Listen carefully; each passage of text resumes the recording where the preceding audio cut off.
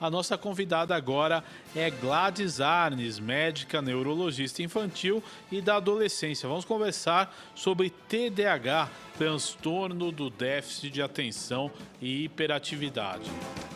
Bom dia, Gladys. Seja bem-vinda ao Jornal da Rede Alesp.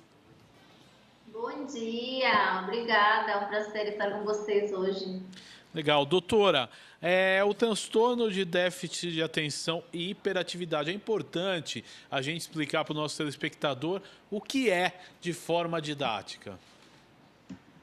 Bom, de forma didática, é um transtorno do neurodesenvolvimento, né? Ele aparece muito cedo em crianças pequenas e ela se caracteriza principalmente por desatenção, hiperatividade e impulsividade. Aquela criança que muitas pessoas já devem ter observado, né? Aquela criança que não para, não obedece, aquela criança que sempre dá problema na escola, em casa, né? Mas é importante também diferenciar de uma birra em pré-escolares, menores de 4 anos. Agora, doutor, importante, por que a prevalência é maior entre os meninos?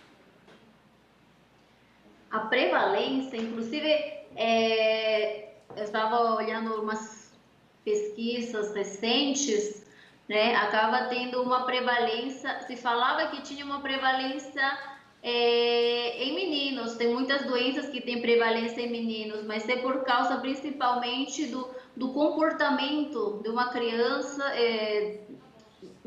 de menino do que uma menina, né? O comportamento é diferente. A menina, ela inclusive falando do TDAH, ela tem um comportamento mais desatento do que hiperativo e impulsivo, né? Faz parte do desenvolvimento neurológico, né? Falando de área pré-frontal, se fala que o desenvolvimento das meninas é mais rápido, né? A neuroplasticidade, a maturação cerebral é mais rápida. Porém, no decorrer do TDAH, as meninas acabam apresentando mais quadros ansiosos e depressivos na idade adolescente, quando já chega na adolescência. Uhum. Doutora, a gente tem aqui o PL 325 de 2020, que tem a proposta de criar um programa, o programa Preste Atenção de acolhimento e atendimento às pessoas diagnosticadas com transtorno. A senhora acha importante a criação de leis que ofereçam mais assistência às pessoas com TDAH? Com certeza, muito, muito importante, porque são pacientes, né, crianças, adolescente, adulto, inclusive, que precisa de muita atenção, tanto do médico especialista, do neurologista ou psiquiatra, quanto de terapias e medicação. Depende do caso, né? Tem muita gente, principalmente na idade adulta, que precisa de uso de medicação, né? E a medicação acaba nem todo mundo consegue pagar, mas hoje em dia já tem opções de conseguir a medicação pelo Estado, né, pelo Ministério de Saúde. Uhum. Um dos pontos do projeto é realizar cursos de capacitação e aprimoramento para os professores, para que possam atender adequadamente às demandas dos alunos diagnosticados com os transtornos. A senhora acha importante que os professores façam um treinamento para atender os alunos com TDAH? Até porque, né, doutora, às vezes a gente tem salas com muitos alunos e de repente, alguém que tem algum problema, que tem alguma dificuldade, pode até interferir no rendimento do todo, né? Sim, sim. É muito importante, sim, as professoras, né? Inclusive, tem paciente que além de ter a professora em sala de aula, ela tem um acompanhamento de outro profissional em sala de aula por causa dessa dificuldade de desatenção ou hiperatividade, uma psicopedagoga, uma psicóloga, né? Mas é muito importante fazer a capacitação das escolas públicas, né? E todas as escolas no geral, porque, como você falou, a maioria das salas tem 30 alunos ou mais, então acaba sendo muito difícil poder dar atenção para essa criança que precisa ajuda. Uhum. Doutora, é fácil diagnosticar a criança que tem o transtorno? Como é que é o tratamento depois do diagnóstico? O diagnóstico ele é um desafio, né? Porque hoje em dia se faz muito diagnóstico de TDAH e muitas vezes a criança não tem TDAH. É sempre importante fazer o critério baseado nos critérios diagnósticos do DSM-5. É um manual estadístico usado no mundo inteiro para fazer diagnóstico de TDAH. Tem os critérios obrigatórios, né? Quanto para em 2013, inclusive, teve uma modificação desse manual. Ele reclassificou o TDAH. Agora a gente fala de TDAH do tipo, pode ser desatento, pode ser combinado ou pode ser hiperativo impulsivo. E o diagnóstico, para fazer um diagnóstico, a criança deve apresentar esses sintomas pelo menos 6 meses ou mais. E deve ser frequente. Não dá para falar um dia ele fica agitado, outro dia ele fica impulsivo, outro dia desatento. Não, todos os dias e várias vezes por dia, né? Inclusive, em pré-escolar, a gente faz o diagnóstico com 12 ou 1 ano de sintomas. E precisa ter pelo menos 6 critérios dos 9 critérios que apresenta nesse manual de critérios diagnósticos. Já o tratamento ele é cognitivo-comportamental. Primeiro a gente inicia com as terapias, né? Você faz uma avaliação interdisciplinar do paciente com uma equipe formada geralmente por psicólogo ou psicopedagogo, né? Dependendo da necessidade da criança. E muitas vezes usamos medicação. Doutora, quais são os sinais que as crianças podem mostrar para a gente que elas têm o transtorno? Quais os sinais que servem de alerta aí para que seja o indicativo aí para o TDAH? O TDAH, se for do tipo desatento, vai ser aquela criança que principalmente ela perde o foco com facilidade, né? Ela até consegue fazer o comecinho de uma aula, mas logo ela perde a atenção, né?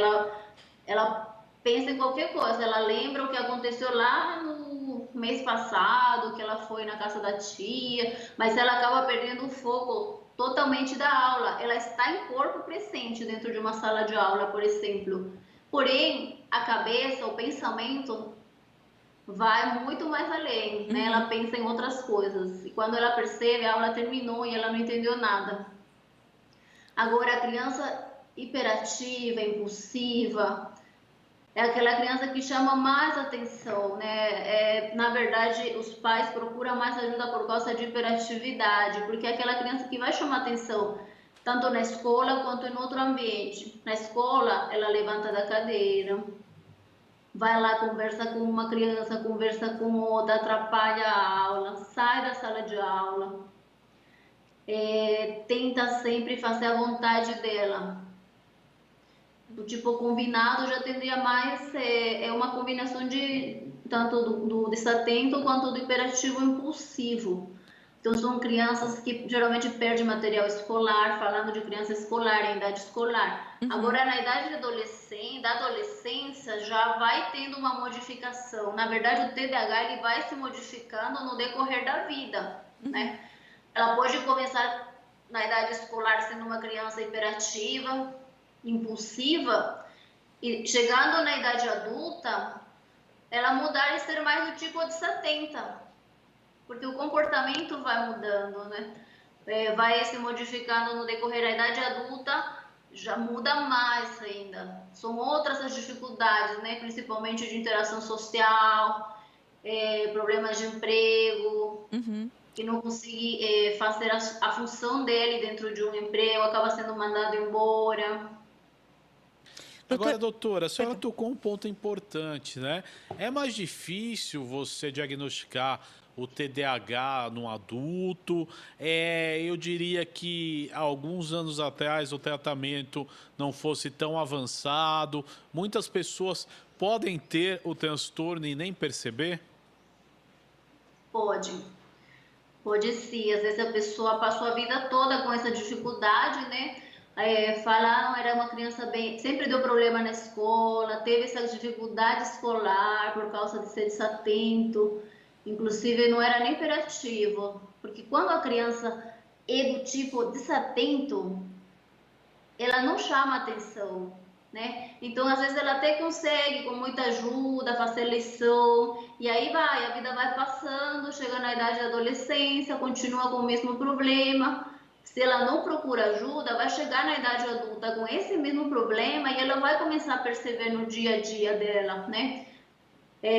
Na interação com outras pessoas, na família, né? Esquece tudo, esquece aniversário, não consegue ter um bom emprego por causa que ele não consegue fazer, não consegue focar na função, acaba esquecendo muita coisa importante, muitas vezes.